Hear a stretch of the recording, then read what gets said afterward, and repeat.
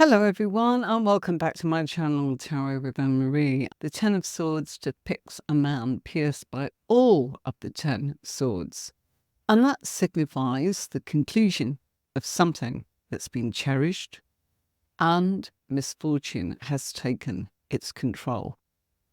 Just like the king in the Death card. Now, if you go back to the Death card, there is a king that is in that picture, and he is lying in the mire, just in the same way as our king was in that particular card. It's ruined his ego, and his self-worth is shattered. Yet, unlike the king in the Death card, this man remains alive. The ego has been ruined. The nocturnal sky behind our figure symbolizes a period of closure, a phase of going through a metamorphosis. And under the cover of night, where he would have not anticipated this man has been overwhelmed by the 10 swords that's plunged into his back. These swords embody a circumstance that has unfolded. Now remember your suit? Yep, there's nothing physical, despite the image that we are being shown. This is symbolic, and it's symbolic of what our person is thinking, or what communication has already happened, or how he is communicating him. Our figure didn't foresee this situation at all. He even considered it was not possible, and yet the swords are in his back. Somebody crept up from behind. If we look, his light shirt, his tunic, shields his heart, demonstrating that he's fully grounded in his predicament and aware of its reality. He might not welcome it, but he'll be very receptive. So it's been imposed upon him. There's a brown hue on his tunic, signifying some pragmatic and genuine beliefs. Good or bad, here he is resting. And that crimson robe is symbolic of his drive, his enthusiasm, his vitality, and it's been stripped away, ripped away from him by the assault of the 10 of Swords on his back. And so now that is covering his lower body, as we can see. He's actually aware of everything that's vanished, all the aspirations he had. There's an inability now to navigate his way through his predicaments. Remember, mentally.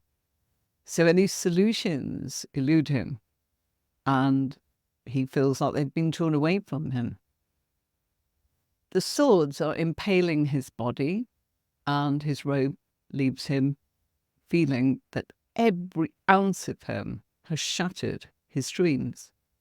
Draped over his legs, it conveys a yearning to depart this ill-fated place, to flee.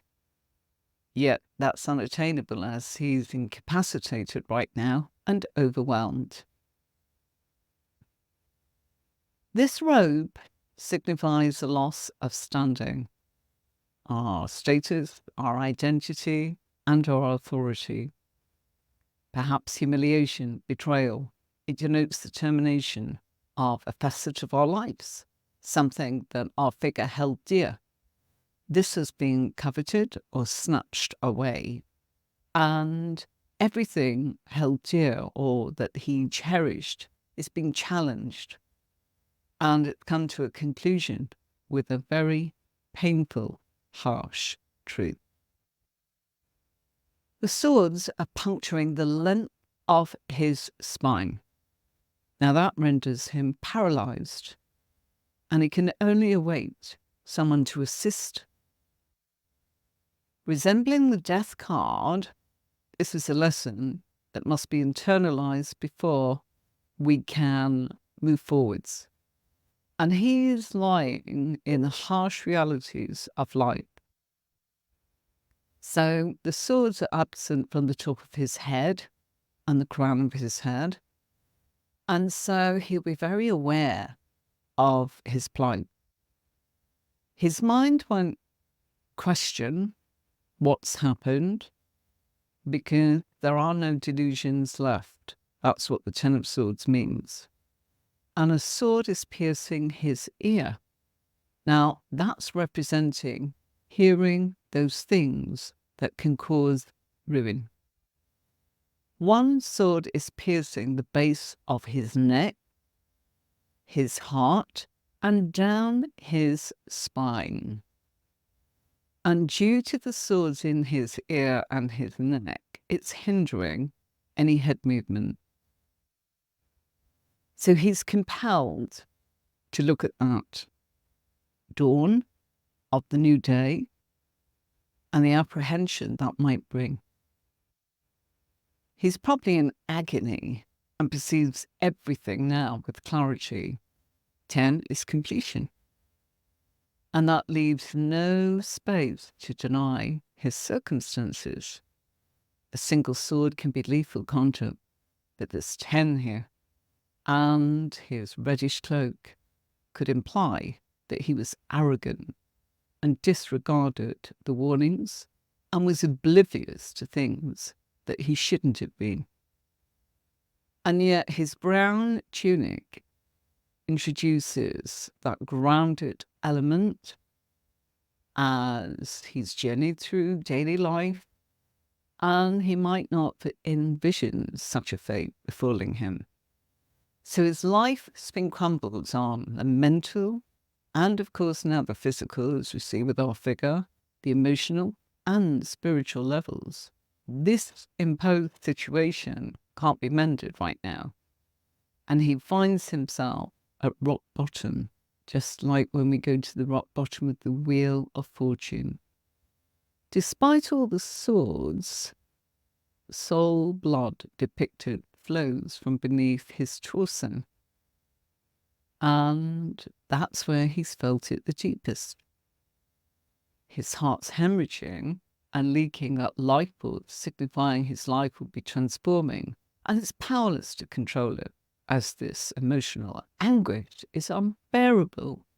He can't combat the situation, that would be futile.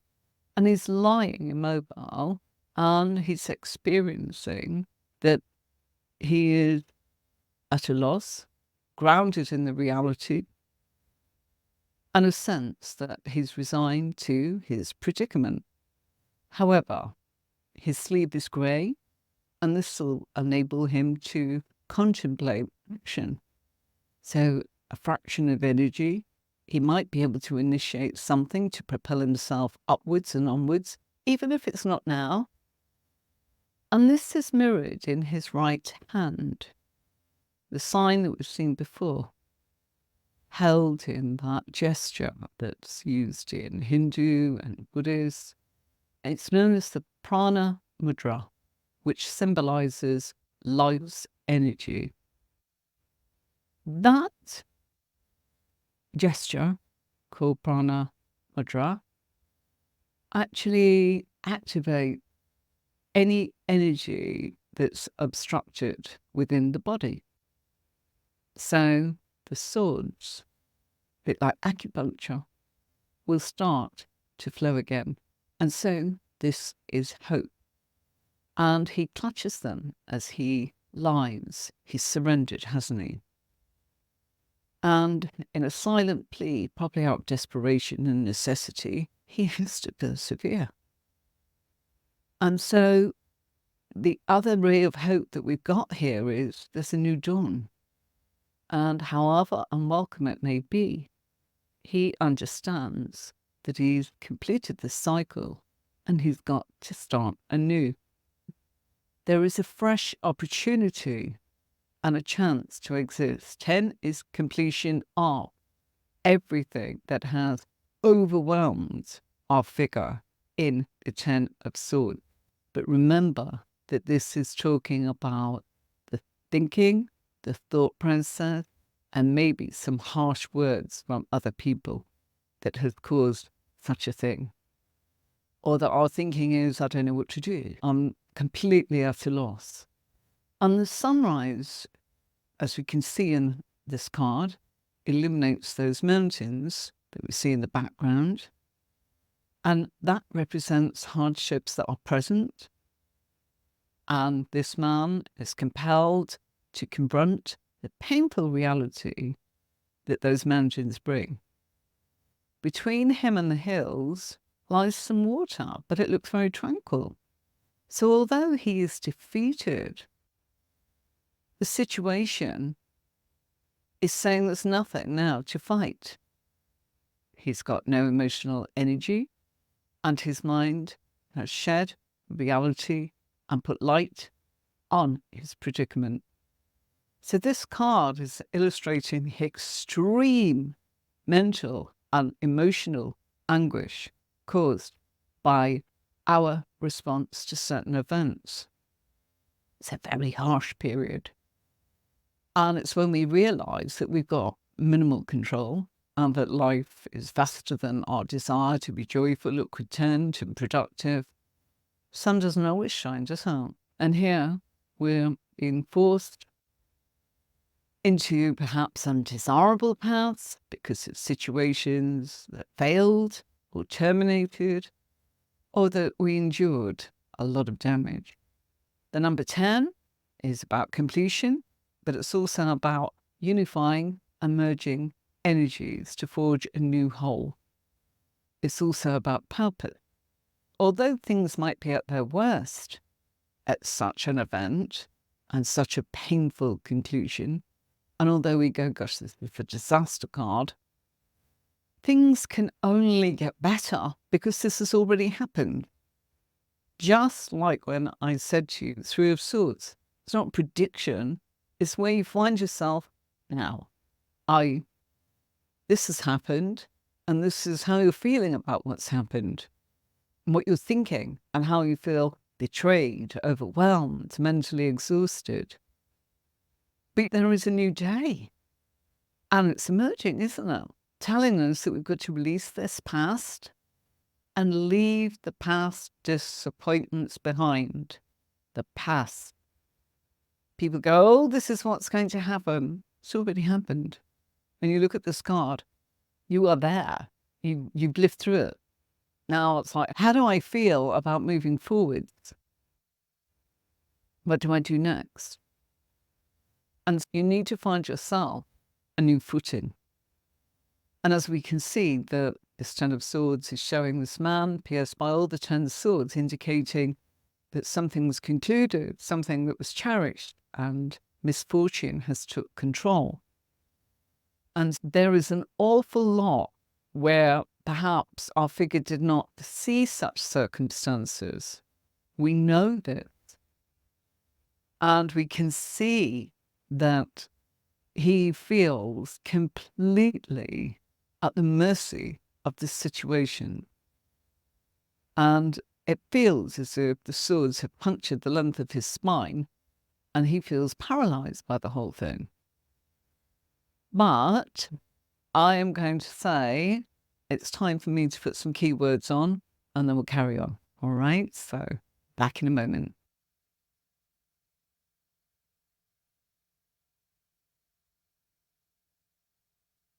Card represents the situation that's happened. It's raw, it's crushing, it's at its worst, isn't it? We don't expect it, do we? And even if we do not see what feels like our figure in the cards. He didn't see somebody sneaking up and attacking from behind. And so it shows that the symbology of the cards, as in that light brown tunic that's covering his heart, and in this particular version we've got yellow. Brown is for being grounded, and the yellow is for our solar plexus to find joy again. And of course we don't like it, but practicality of the colour brown is about the fact that we have to be grounded in life for things to happen, which is the good, bad, the ugly, and that's where it lies.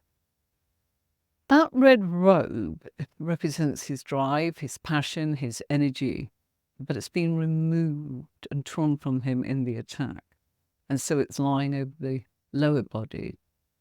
And so he'll be aware that he's lost his ambitions and his current lack of ability to maneuver or to find solutions are far too complex for him in the place he's in right now mentally. Because the swords, I beg your pardon, are skewering him in the body. And the robe is leaving the dreams behind. The dreams are in tatters right now. But they're placed over his legs, i.e. the robes over his legs. And so it shows a wish to leave this fateful place. And yet he feels he can't because he hasn't got the energy. Mental exhaustion, that's what this card is. And that robe is also, because it's on the lower half of the body, feels like a loss of status, identity, the things that we loved. And there is so much going on with this particular card that when it comes up, people feel incredibly overwhelmed and really upset by the whole situation. And that sunrise in the mountains, we've got to focus on, it's a new dawn, it's a new day. And in the light of the day, we can actually look at things and go, we ignored all the warning signs. And we've got to look at the fact that the water is calm, which means emotionally we are calm now. Because like the Nine of Swords, oh my gosh, what's going to happen? It's so awful. We're in a place of anxiety, dreading it. Now it's happened. Now it's actually happened. And so there's nothing to fight now. But he's got no emotional energy, is what this is saying. So this is mental burnout, this is betrayal, this is humiliation. It feels like he's been stabbed in the back. And the number 10, we said, is about purpose and bringing together energies to create a whole. And so everything about this is telling us that something valuable has been taken away. And remember, it represents a situation that has happened. And even though we didn't expect it, we probably saw a lot of the warning signs along the way. I hope now, as we've gone along in tarot and looked at the cards, you can see from Ace to 10 in the Suit of Swords that, yes, everything has a beginning, a middle, and an end. But in tarot, if you have a tarot reading and you see the Ace of Swords, it doesn't mean you're then going into the Two of Swords unless you don't pay attention. And having a reading, we can see the background effects with the minor arcana cards to know what stage we're at. And if we don't act on, shall we say, the indecision of the Two of Swords, yeah, we are going to go into the heartbreak of the 3. Then we're going to have to recoup from it in the 4. Then we're going to go into battle with the 5 because we're not listening. We're ignoring all the warning signs. It is not a prediction, is it, when you have a reading? It's very much part of you are having forewarned, forearmed. It's what you do about it, or what you choose to act on, pay attention to. It's like a map. You read the map and you went, oh, I just do my own thing. Fine. Then there's probably consequences for that. When you have a reading, it's a bit like saying the map telling me that if I do that, I'm going to go down that path, which I really don't want to. Or that's exactly where I want to go to. Not the swords particularly, but the other suits, the happier suits, shall we say. Yes, I want to manifest things like the pentacles. Yes, I want the action. The Six of Wands is a victory of success, and I want that in my career, or I want that in my status for myself, or my personal happiness. Whatever it is, we can look at the signposts. So don't think it's a succession of this happens, then that happens. All of this can happen to you, but in no particular order. But it's likely that if you don't pay attention, you can end up at the Ten of Swords. And I keep saying to you, he's totally, oh gosh, I'm not deluded now. I'm really not. And the sword that's going through his ear is representing that he's finally hearing those things that he should have heard before. The one that's at the base of his neck, it's like it prevented him from moving his head. So it's all symbolic of you weren't doing anything, you weren't thinking on your feet, you weren't turn. But he is forced now to watch the dawn of a new day and everything he was building to actually say, I can't do that anymore. Look at me, I'm trapped. There's nothing I can do. I could only start from scratch.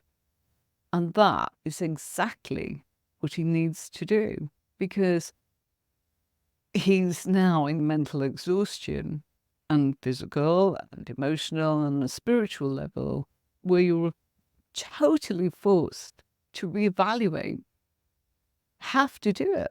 He's honestly in a place where he's got a new chance to live and to look and say, there's mountains there that I will still have to climb, don't we all? But there's calm waters there. And so that represents that the emotional side of things are calm and peaceful now, the calm after the storm. Some key words again about this card are painful endings, deep wounds, betrayal, loss, crisis. It's also recovery, isn't it? Regeneration and resisting an inevitable end. And that calm sea in the background will bring solace again, suggesting that times, even in our darkest hour, that we can have a sense of peace and calm, and that we can find that. And so, yes, the Ten of Swords is about painful yet inevitable endings. And sometimes that can be things, for example, a relationship might come to an abrupt end, the job might be cut, a contract might be broken. And it feels as if it's come out of the blue and rocked your world. And you never expected it. But there were warning signs, like I'm saying. Journey of the Swords, somewhere along there, you would have got warning. And now it's happened, it's cutting us to the core and leaving us feeling as if our world's crumbled. So we're grieving, and the pain of this shocking loss. I'm wondering if we'll ever be able to trust or love or find work again. When the Ten of Swords comes in a tarot reading, you feel like a victim at the expense of other people's betrayal or deceit. That's how it feels. You feel like being stabbed in the back and you're reeling from someone else's actions. We may find that some colleague has been unkind, or a family member feels like they've betrayed us, or somebody's cheated us from something. And that pain runs deep. But there's nothing physical in it. We feel it and we overthink it. And it runs very deep because what's been done is hurtful. And we know that deep down that this is the end as we know it, and that we've got to grieve the loss of that, and that we do feel like a victim and we're not very proud of feeling like that. And we might want pity, and we might want others to save us from our despair. But we can't change the actions of anything other than ourselves. But what we can do is be accountable in how we respond. So even if we've been harmed or betrayed, we need to be able to pick ourselves up and move forwards rather than fall in a heap. We don't want that pity. And in that way, the Ten of Swords is about letting go and accepting the current circumstances. We mustn't resist the change because change is inevitable. But we have to allow it to happen, even though it causes us initial pain and hurt.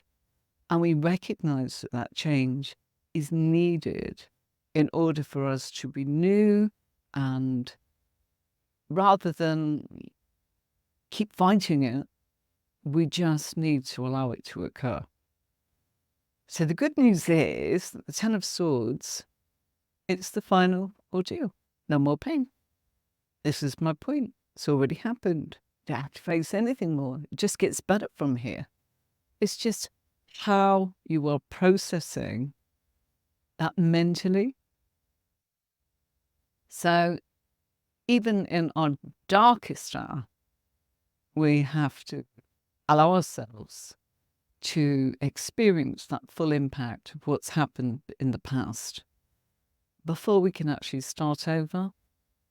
Is it going to be easy? No. But it won't last forever. So you've got to pick yourself up again, haven't you? And reflect upon what happened and why.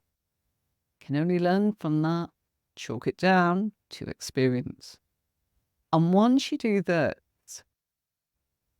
the hurt and the pain start to fade, and we start to see something else that's evolving. In allowing it, we might receive the fullest potential. That pain and that heartache have not gone without a purpose. And so it's using that positive power, what we learn from our pain, to draw that wisdom from that defeat.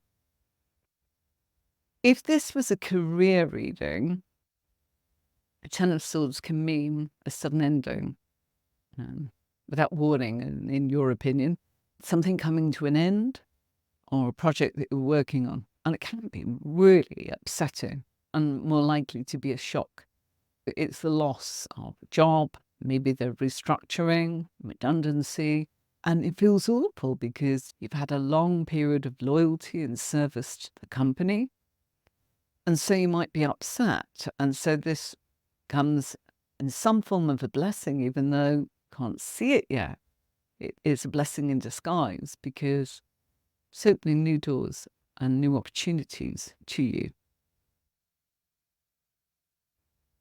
Now, sometimes Ten of Swords can suggest things or financial things that's toppled down, and you might have invested and found that you're not getting back what you owed, or things have dropped in your shares, or something sudden or drastic. Or you might feel that people have cheated you out of the money that they owe you. You lent it, or whether you assumed they could pay later, but they've not lived up to that part of the bargain. We've all been there. What is the personality type of the Ten of Swords? Okay, personality that accompanies Ten of Swords character is somebody that's dramatic and fatalistic. They live in a world of loss and pain and victim and hardship. You'll never hear what's going right in their life, but you'll always hear about what's gone wrong. And each time, they've built it up to be even worse than before. Sometimes Ten of Swords personalities need kindness, compassion, understanding, because they are constantly in the low vibrational state.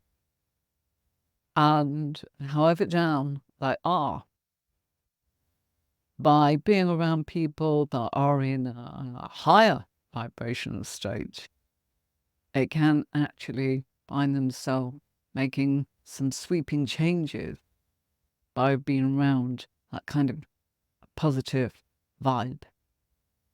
If this comes up in relationships and love, it feels here, if you're unattached, that you've probably suffered a recent loss or experienced a very tough breakup, and the wounds are deep and you're still experiencing that pain. Perhaps you suffered a lot from that event. And so it's time for you to just focus on healing and using your energy to make sure that healing makes you allow that thought process to heal before you start to search for another new love. It's probably essential if you are in a relationship that you will get to a point of completion. And not necessarily that there is a breakup when in a relationship, but there might be some closure to a difficult situation, shall we say. And so trying to struggle to understand what's next for you two as a couple instead of thinking, oh my gosh, here we are. It's unlikely that it's a breakup just with this, but you find yourself wondering, I'm not doing that again. I don't mind being with you, but I'm not doing that. I'm done on that. We've got to do something else here. So it's a finality. And so you've got to reconcile yourself to the fact that you again are focused on healing. And you're about to embark or embrace those changes that will bring about new positive events in the long run. Remember that we're in no position right now. Think of it as mental exhaustion, burnout. Yeah? Just burnout. Absolutely exhausted from the whole thing. Deary me, is what I hear people say. If this comes up in a spiritual position within a reading, as someone's asking about that, your spiritual enlightenment will come from being able to complete and look at where you go next. So if you've been looking at oracle cards, you might be moving on to the completion of those and going for runes or crystals or tarot cards or developing psychic skills. So this card it feels very harsh, but it is the ultimate teacher. And it shows that we've had to learn from our failures and our mistakes to continue evolving, character building, evolving as being a human being. You need to know with this card that the worst is over. And so although your hopes and dreams have been dashed, now's not the time, but new ones will arise. You just need to know they will. And if this comes up as someone's asking about well-being, it's completely mental exhaustion. And it's about being able to recoup to perhaps very difficult, challenging times where somebody just allows themselves to get over what's happened and give themselves time. So it's very important. We've got to trust that everything happens for a reason. And although it's challenging for us to understand, we've all been through it, maybe going through it right now, but it's leading to our personal growth and regeneration, but in the long term. And I know that is no consolation at the time, but we must know that everything, what's good, it changes. Change is inevitable. What's bad also changes. And this has already happened.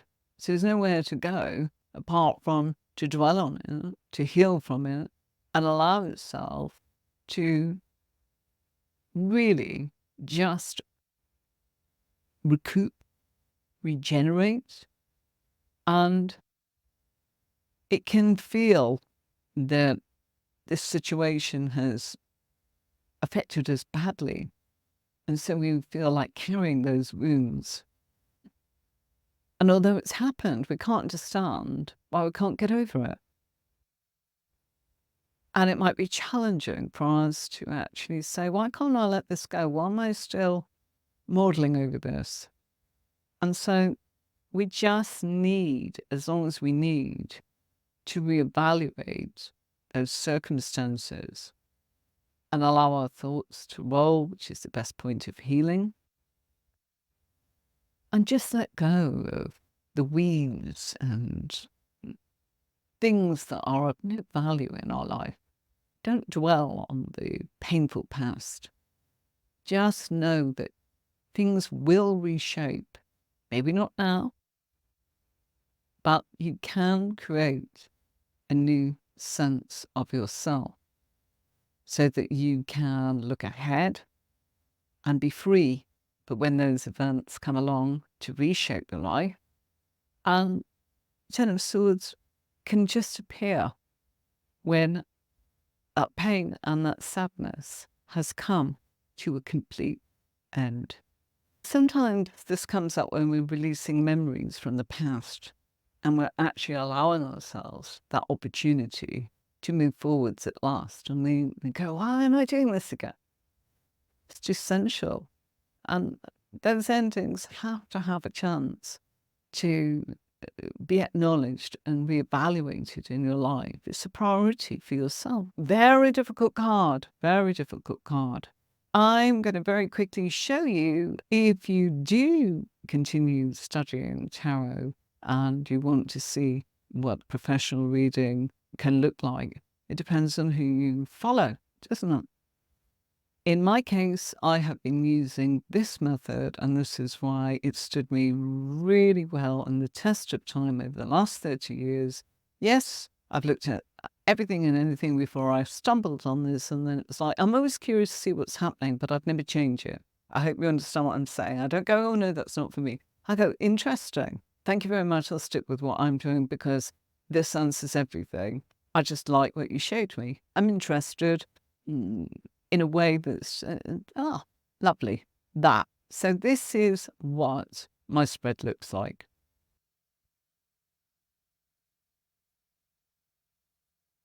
And so you saw that spread, and yes, it's on my website up there with tarot courses, Tarot with Anne-Marie. Part 1, of course, is the intermediate. There you go. And that's not as many cards as you just saw. You only get up to 44 cards if you do part 2, which is my signature method. So I hope that helped. If you are interested in developing as a reader, that's the way to go. Just to mention, Thursday we have a podcast for the Learn Tarot series. There it is. And that's what it looks like. The podcast of all the lessons that I have done from starting off with the floor with you on my YouTube channel there, Tarot with Anne-Marie. So we have the Thursday podcast for the 1 card, and we've got the Tuesday to show you how to use powers. All right. Okay. Difficult card. Yeah. One, then we go, oh my gosh, that's not going to happen to me. It's happened. Just remember it's happened. It's symbolic. And it's talking about how you can get trussed up in your own thinking, how you can be affected mentally by other people's words, and how it's impacted on your thinking. Remember your suit. It's communication. So there is nothing, although we see physically here, how is somebody going to actually show symbolically how hard-hitting it can be? It can be that awful. It really can. Almost depressed, isn't it? But it is exhaustion and completion. And on Tuesday, I'll be showing you how to read the Ten of Swords with a major arcana, and what it can mean when we put 2 cards together, how that meaning of the Ten of Swords can give you the answers when you're exploring your reading by combining your cards. But until next time, everybody, thank you very much, and I'll see you soon. I'll play you out. Bye for now.